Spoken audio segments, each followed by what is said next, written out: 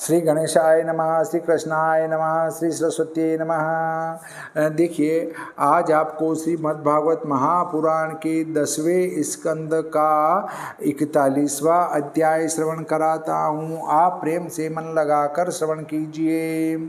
41 अध्याय में मथुरा की ओर प्रवेश। रजगवदो माली दियो शुभवरदान ब्रजेश।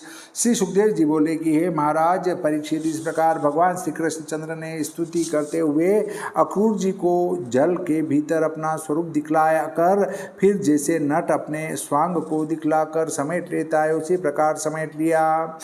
अक्रूर जी भी श्री कृष्णचंद्र को जल में से अंतर्ध्यान हुआ देख अत्यंत शीघ्रता सहित जल में से निकलकर संपूर्ण संध्योपासन कर आश्चर्यमान रथ के निकट आए। इनको देखकर भगवान श्री कृष्णचंद्र बोले कि हे अक्रूर, पृथ्वी में, जल में, आकाश में तुमने ऐसी आश्चर्य वस्तु क्या देखी है, क्योंकि तुम आश्चर्य रूप चकित से दिखाई देते हो। तब अक्रूर जी बोले कि इस संसार में, पृथ्वी में, जल में जितने आश्चर्य हैं वे सब आश्चर्य विश्वरूप आप में विद्यमान हैं। सो आपका मैंने दर्शन किया। हे परमेश्वर, आप में ही सब आश्चर्य भरे हैं। अतः जब आपका दर्शन मैंने कर लिया तो फिर पृथ्वी, आकाश और इस संसार में क्या आश्चर्य देखना शेष रह गया। ऐसे कह गांधीनी के पुत्र महात्मा अक्रूर जी ने रथ हाँका और तीसरे ही पहर तक मथुरापुरी में रामकृष्ण को पहुंचा दिया।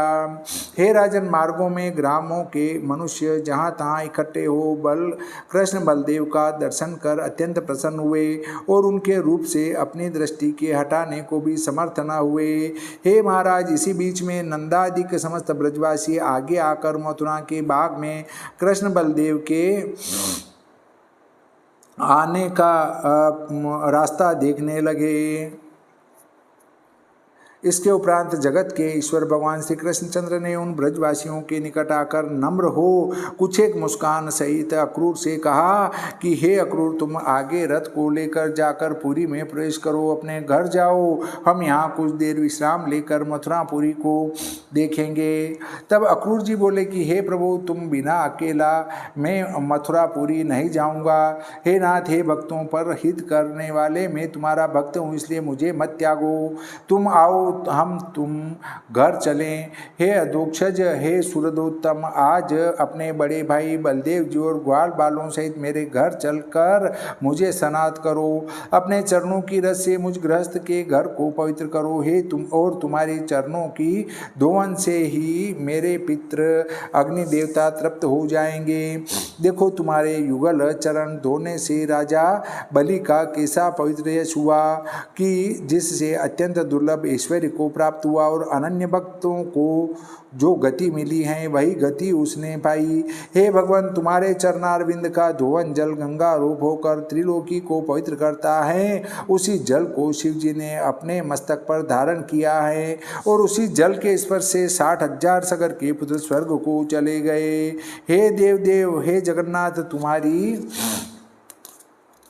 कथा श्रवण और गुण कथन से भक्त पवित्र हो जाते हैं। ऐसे तुम पवित्र गुणयुक्त हो, सो हे नारायण, आपको नमस्कार हैं। तब श्री भगवान बोले कि यादवों से द्रोह करने वाले कंस को मार सुहृदों का प्रिय करूँगा। इसके उपरांत बड़े भाई बलदेव जी को संग ले मैं तुम्हारे घर आऊँगा। इस प्रकार भगवान श्री कृष्णचंद्र का वचन श्रवण कर अक्रूर जी विमन हो पुरी में जा रामकृष्ण को ले आए। ऐसे कह अपने घर को चले गए। इसके उपरांत तीसरे पहर के समय बड़े भाई बलराम सहित भगवान श्री कृष्णचंद्र गोपाल ग्वालों को संग ले मथुरापुरी देखने के लिए चले। उस पुरी को कैसी शोभा है कि स्फटिक मणियों के ऊंचे शहर पनाह के और घरों के द्वार बने हुए हैं। उनमें बड़े बड़े सोने के किवाड़ चढ़ रहे हैं और ठोर ठोर बंधनवारें टंग रही हैं। अन्न भरने के लिए तांबे तथा पीतल के कोठे बन रहे हैं। चारों ओर चौड़ी खाई बन रही हैं। उद्यान और उपवन आदि से यह पुरी अत्यंत शोभायमान हो रही है। सुवर्ण के चारों ओर मार्ग, साहूकारों के महल और बड़े बड़े कारीगर मनुष्यों के मकानों से यह पुरी शोभायमान हो रही है। वेदुर दिव्यमणि, हीरे, निर्मल नीलमणि, मूंगे, मोती, इनके काम जिनमें हो रहे ऐसे शोभायमान छज्जे हैं। जाली जरोखों में बैठे हुए मोर जहाँ तहाँ शोर कर रहे हैं। राजमार्ग व गलियों में छिड़काव हो रहा है, उनमें पुष्पों की माला, अंकुर, धान की खिलें और चावल यह मंगल द्रव्य फैल रहे हैं।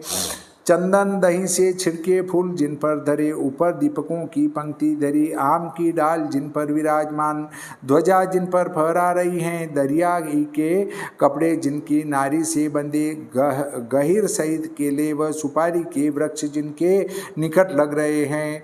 ऐसे जल के भरे कलश दरवाजों पर रखे हैं जिनसे वह पूरी बहुत ही शोभायमान हो रही हैं। बराबर के मित्रों को संग ले मथुरापुरी के बीच बाजारों में हो।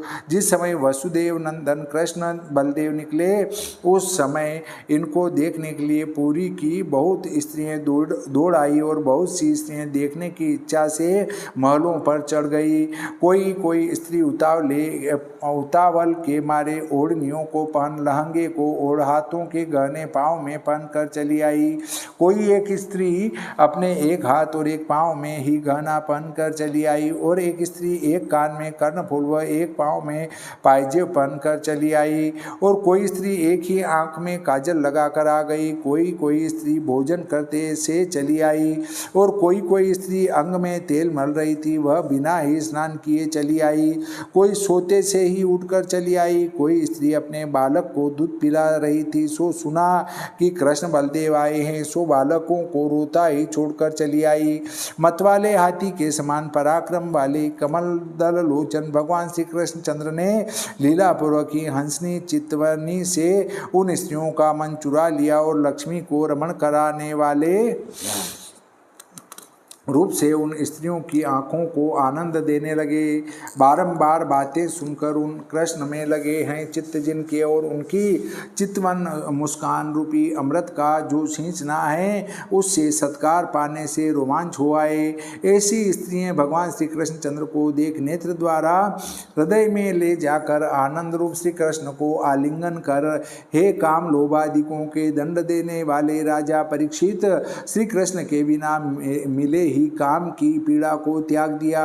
इसके उपरांत प्रफुल्लित नेत्र वाली स्त्रियां महलों के शिखर पर चढ़ी कृष्ण बलदेव के ऊपर फूलों की वर्षा करने लगी। फिर दही, अक्षत, जल के भरे पात्र और माला, चंदन भेंट लेकर ब्राह्मण, क्षत्रिय, वैश्य प्रसन्न होकर कृष्ण बलदेव का पूजन करने लगे और संपूर्ण मथुरावासी अत्यंत आश्चर्यमान यह कहने लगे कि गोपियों ने ऐसा क्या उत्कृष्ट तप किया है जो गोपी मनुष्य लोग के बड़े उत्सव रूप श्री कृष्ण बलदेव का दर्शन करती हैं।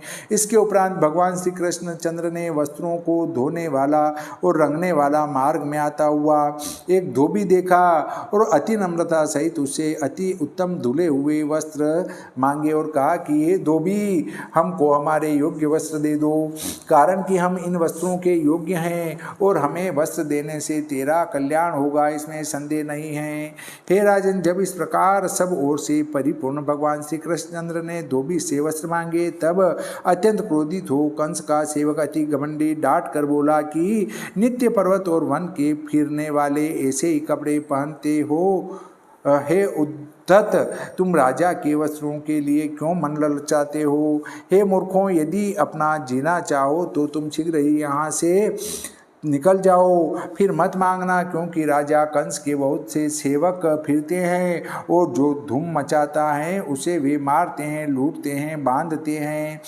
हे राजन, इस प्रकार बकवाद करते हुए धोबी का सिर भगवान श्री कृष्णचंद्र ने महाक्रोधित हो अपने हाथ के थाप से काट डाला। जब मुख्य धोबी मारा गया तब उसके टहलुए धोबी वस्त्रों को पटक पटक कर चारों ओर को भाग गए।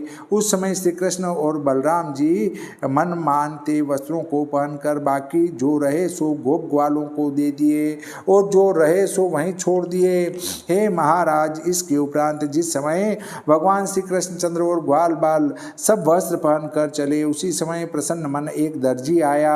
उसने आते ही रामकृष्ण के लाल, हरे, पीले जो वस्त्र थे उनके माला, चपक ली, बाजूबंद और अनेक प्रकार के आभूषण बनाकर शोभायमान पोशाक बना दी। यहाँ एक शंका होती है कि तीन लोक के पति भगवान दूसरे दुष्ट जीवों का उच्छिष्ट अर्थात पहिरा कपड़ा आप क्यों पहिरते हुए, यह बड़ी शंका है। उत्तर है कि शास्त्र में यह लिखा है कि मामा का पहिरा वस्त्र तथा कुमारी लड़की का पहिरा वस्त्र तथा ब्रह्मचारी का पहिरा वस्त्र, इन वस्त्रों को पहिर लो, दोष नहीं। और कटी बाग से पहिरा वस्त्र मामा कन्या ब्रह्मचारी का भी धारण न करना, और दूसरे पुरुष की तो क्या बात है। श्री कृष्ण ने अपने मामा का वस्त्र जानकर उच्छिष्ट वस्त्र धारण किया। इसके पीछे भगवान श्री कृष्णचंद्र और बलदेव जी दोनों भाई अनेक प्रकार से दर्जी के बनाए वस्त्रों के आभूषणों से ऐसे शोभायमान लगने लगे जैसे पर्व में सांवरे घोड़े श्रृंगार किए हाथी के छोना शोभायमान लगते हैं। फिर उस दर्जी के ऊपर प्रसन्न होकर भगवान श्री कृष्णचंद्र ने अपनी सारूप्य मुक्ति दी और इस लोक में संपत्ति, बल, ऐश्वर्य, समरण तथा इंद्रिय शक्ति प्रदान की। इसके उपरांत भगवान श्री कृष्णचंद्र और बलराम सुदामा माली के घर गए। उसने इनको देखते ही पृथ्वी में सिर लगाया, प्रणाम किया और आसन दिया। पाद्यार्घ्य इत्यादि पूजा की सामग्रियों से दोनों भाइयों का पूजन किया। फिर पीछे पान की बीड़ी और चंदन इत्यादि अर्पण किया। फिर बोला कि हे प्रभु, आज आपके आने से हमारा जन्म सफल तथा कुल पवित्र हुआ और हमारे पितृ देवता ऋषि सभी संतुष्ट हो गए। आप निश्चय इस संसार के परम कारण हो और जगत के कल्याण और वृद्धि के लिए ही आपने अपने अंश से अवतार लिया है। जगत के हितकारी आत्मा आप ही हो, आपकी विषम दृष्टि नहीं है, सब प्राणियों में समवर्ती हो और जो आपका भजन करता है उसको आप भी बसते हो। अब आप दास को आज्ञा करो, मैं आपकी क्या पूजा करूं, क्योंकि पुरुषों को जो आपका दर्शन होता है यही बड़ा अनुग्रह है। हे राजन, इस प्रकार प्रसन्न मन सुदामा माली ने भगवान श्री कृष्णचंद्र को शोभायमान सुगंधित फूलों की माला समर्पित की। भगवान श्री कृष्णचंद्र ने उस माला को पहनकर मित्रों के सहित प्रसन्न हो सुदामा माली को वरदान दिया और सुदामा माली ने भी भगवान श्री कृष्णचंद्र से यही वर मांगा कि सबके आत्मा श्री कृष्णचंद्र में भक्ति बनी रहे और आपके भक्तों में स्नेह और जीव मात्र में दया रहे। इस प्रकार उस माली को मनोवांछित वरदान दे और उसके वंश में सदा रहने वाली संपत्ति दे तथा बल, आयु, यश, शोभा दे। बलदेव जी को संग ले भगवान श्री कृष्णचंद्र उसके घर में से निकले। श्रीमद्भागवते महापुराणे दशम स्कंदे पूर्वार्धे भाषा टीकायां पूर्व प्रवेशो नामेक चत्वारिंशोऽध्यायः। श्री सरस्वती मैया की जय, श्री गणपति जी महाराज की जय, श्री कृष्णचंद्र भगवान की जय, श्री रामचंद्र भगवान की जय, बजरंग बली की जय।